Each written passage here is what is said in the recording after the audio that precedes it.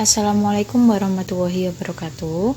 Selamat pagi siswa-siswi MA Ma'arif Ilmu Kepung, khususnya kelas 10 MIA 1 dan MIA 2. Hari ini kita akan belajar fisika tentang bab 1.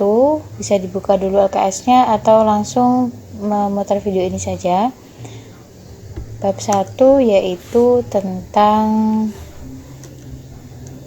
hukum Newton ya. Pada materi hukum Newton ini, pertama yang kita bahas adalah tentang macam-macam gaya. Jadi sebelum belajar tentang hukum Newton, kita belajar dulu macam-macam gaya itu ada berapa macam.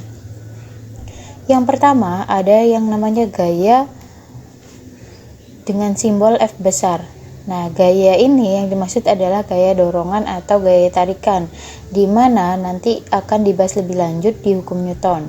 Kemudian gaya yang kedua adalah gaya berat atau simbolnya adalah W. Yang ketiga ada yang namanya gaya normal atau simbolnya adalah N besar. Yang keempat ada gaya gesek atau simbolnya F kecil. Jadi beda antara gaya satu, gaya yang pertama F besar dengan gaya yang keempat gaya gesek. Ini simbolnya F besar dan F kecil. Kemudian yang kelima atau yang terakhir ada gaya gravitasi. Untuk gaya gravitasi nanti lebih lanjut kita pelajari di bab 2, namanya hukum Newton tentang gravitasi. Oke, yang pertama akan kita bahas yaitu tentang gaya gesek. Namanya gaya gesek pasti nanti yang dibahas adalah tentang gesekan dua buah benda. Nah, gaya gesek ini selalu melawan gaya relatif dua benda. Jadi arah gayanya itu selalu sejajar dengan bidang tempat benda berada dan berlawanan dengan arah gerak benda. Jadi gaya gesekan melawan gerak atau menghambat. Lebih jelasnya akan digambarkan seperti ini. Jadi di sini ada gambar sebuah balok ditarik dengan gaya F ke kanan. Maka gaya gesek yang ditimbulkan oleh tarikan tersebut arahnya sejajar berarti sama. Kalau dia di bidang datar berarti juga sama, dia datar. Kemudian berlawanan arah, maka kalau dia ditarik ke kanan maka F-nya akan ke kiri, selalu seperti itu ya. Ini kalau bidang datar. Nah, jadi pada bidang datar benda itu ditarik ke kanan, gambar ini. Kemudian yang kedua, pada bidang miring benda ditarik ke atas, jadi F-nya ke atas, F-nya ke sini. Maka gaya geseknya kemana? Melawan itu dan sejajar, berarti ke bawah sini, seperti itu ya. Nah, kalau seperti ini, yang gambar ketiga ini, dia pada bidang miring, tapi bendanya itu ditarik ke bawah, nggak ke atas. Atau boleh ditarik, boleh dikatakan ditarik, boleh dikatakan didorong ke bawah ya. Pokoknya F-nya ke bawah, F besar. Ketika dia ditarik ke bawah, maka gaya geseknya kemana? Ingat bahwa dia selalu sejajar dan berlawanan. Sejajar dan berlawanan berarti garisnya sama tapi panahnya berlawanan. Kalau dia ke bawah berarti F kecilnya ke atas. Oke, selanjutnya macam-macam gaya gesek. Jadi yang pertama ada gaya gesek statis atau simbolnya Fs, karena gaya gesek tadi kan F kecil, statis itu S. Kemudian yang kedua ada gaya gesek kinetis. Gaya gesek tadi F kecil, kinetis itu K, berarti Fk. Untuk gaya gesek statis adalah gaya yang bekerja antara dua permukaan benda dalam keadaan relatif diam atau diam relatif satu dengan yang lainnya.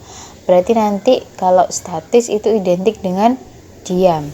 Kalau kinetis gimana? Kalau kinetis itu gaya yang bekerja antara dua permukaan benda yang saling bergerak relatif. Jadi perbedaannya di sini sudah kelihatan ya. Kalau statis dia diam, kalau kinetis dia bergerak. Oke, selanjutnya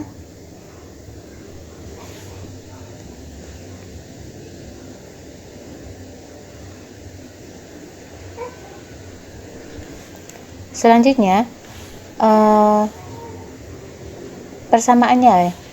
Kalau Fs itu kurang dari sama dengan mu S kali N.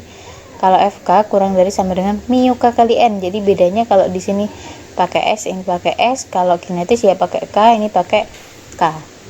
Nah, Karena di sini ada tanda kurang dari sama dengan, maka ada dua kemungkinan. Yang pertama dia kurang dari, yang kedua dia sama dengan. Nah, kapan kita menggunakan kurang dari, kapan kita menggunakan sama dengan? Ketika dia menggunakan kurang dari, maka artinya apa? Artinya bendanya itu diam. Kalau dia pakai sama dengan, maka bendanya itu akan bergerak, atau kata lainnya benda tepat akan bergerak. Nah, keterangannya di sini. Kalau Fs itu gaya gesekan statis seperti ini tadi ya. Kalau μs itu adalah koefisien gesekan statis, maksudnya adalah tingkat kekasaran suatu benda. Jadi semakin kasar, maka gaya geseknya semakin besar, atau μ-nya semakin besar. Kalau dia halus, biasanya disebut sebagai benda yang licin. Kalau licin berarti dia tidak punya gaya gesekan. Kemudian N ini gaya normal. Nanti gaya normal kita pelajari juga hari ini.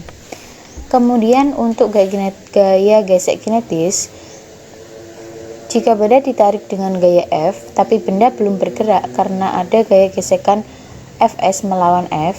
Jadi karena bendanya masih diam, berarti masih ada Fs. Kemudian yang kedua, jika gaya F diperbesar hingga akhirnya benda bergerak, maka gaya gesekan pada saat benda mulai bergerak itu pakai Fk. Ya. Maka Fk-nya kurang dari Fs. Keterangannya Fk berarti gaya gesek. Ini bukan statis ya. Gaya gesek kinetis. Kemudian μk koefisien gesekan kinetis juga, ini bukan statis, maaf ini salah ketik. Kemudian yang N ada gaya normal. Nah, selanjutnya masih tentang gaya gesek. Ini ada kemungkinan yang terjadi dalam keadaan benda yang diam maupun yang bergerak. Jadi yang pertama, jika Fa-nya kurang dari Fs, kemudian jika Fk-nya kurang dari sama dengan Fs, jika Fk-nya lebih dari sama dengan Fs. Lebih dari Fs. Yang pertama, kalau dia kurang dari berarti dia diam. Kalau dia kurang dari sama dengan berarti benda tepat akan bergerak. Kalau dia lebih dari Fs, maka bendanya bergerak. Nah, gaya gesekan ini bergantung pada yang pertama adalah sifat permukaan kedua benda bergesekan, atau μ yang saya katakan tadi adalah tingkat kekasaran suatu benda ya. Kemudian yang kedua ada berat benda atau gaya normalnya. Jadi berat benda atau massa bendanya. Jadi semakin besar atau semakin kecil itu gaya geseknya gimana. Seperti itu yang mempengaruhi gaya gesekan. Selanjutnya tentang gaya berat. Gaya berat arahnya selalu menuju pusat bumi. Gaya berat tadi simbolnya adalah W. Ya. W sama dengan M kali G, di mana W itu adalah gaya berat, satuannya Newton, M itu adalah massa, satuannya kilogram, dan G adalah percepatan gravitasi, satuannya meter per second kuadrat, yang punya nilai 10 atau 9,8 meter per second kuadrat.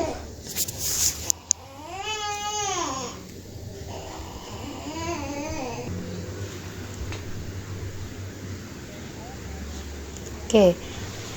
Dan alfa adalah sudut yang dibentuk dari bidangnya itu.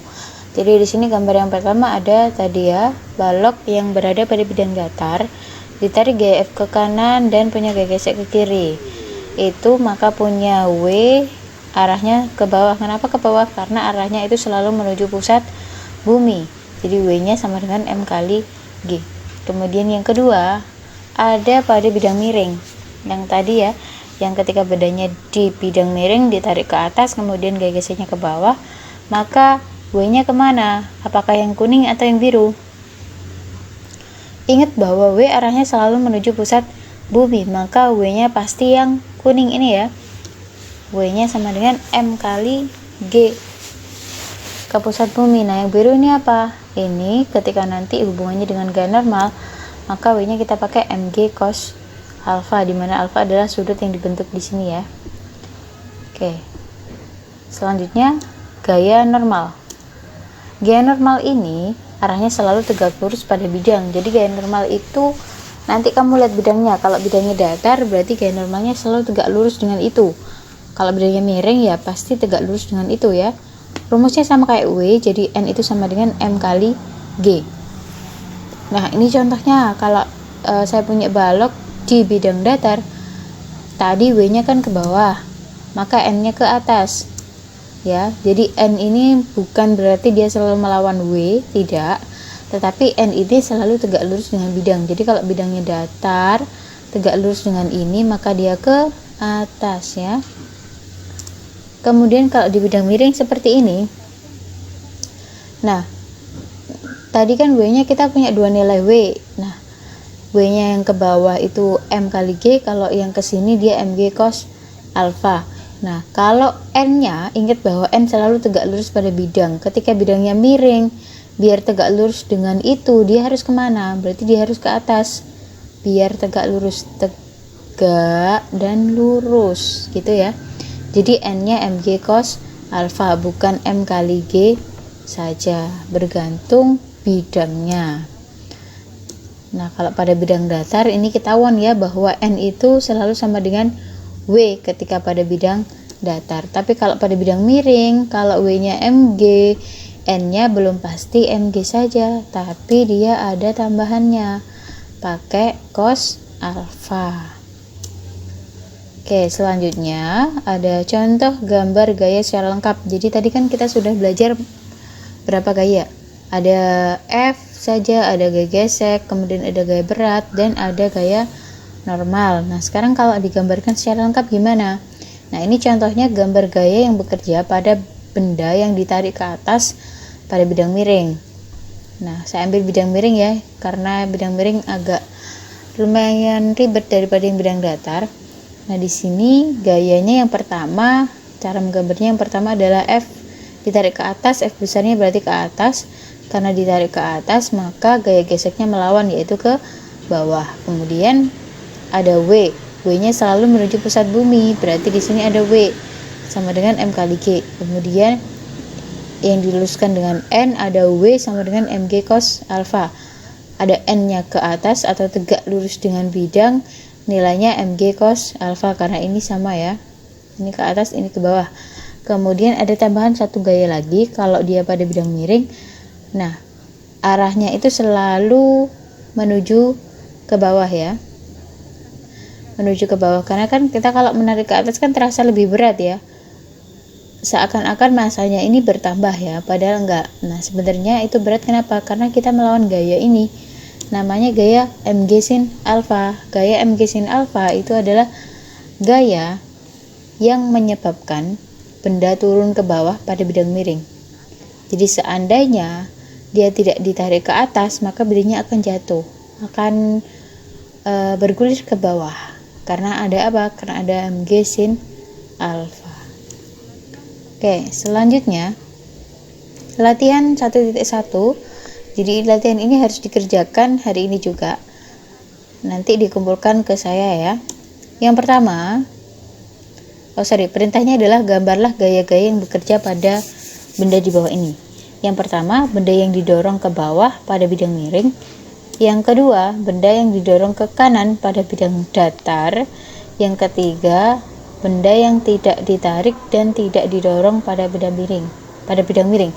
Jadi dibiarkan saja kalau pada bidang miring bedanya kira-kira seperti apa ya, seperti kita main perosotan itu loh ya. Nah, dari ketiga ini nanti silakan digambar di bukunya, kemudian difoto, dikirim ke saya. Gaya-gayanya harus lengkap, mulai dari gaya, ada gaya gesek, ada gaya berat, ada gaya normal. Kalau ada gaya yang pengaruhi benda jatuh juga silakan digambar. Gambarnya harus jelas. Kalau mau lebih bagus pakai ballpoint warna-warni ya, biar bisa membedakan gaya-gayanya apa. Oke, sekian untuk pertemuan hari ini. Minggu depan kita lanjut ke hukum Newton. Semoga paham semua ya, semoga paham semua. Kalau ada pertanyaan silakan ditanyakan di WA. Oke, sekian. Wassalamualaikum warahmatullahi wabarakatuh.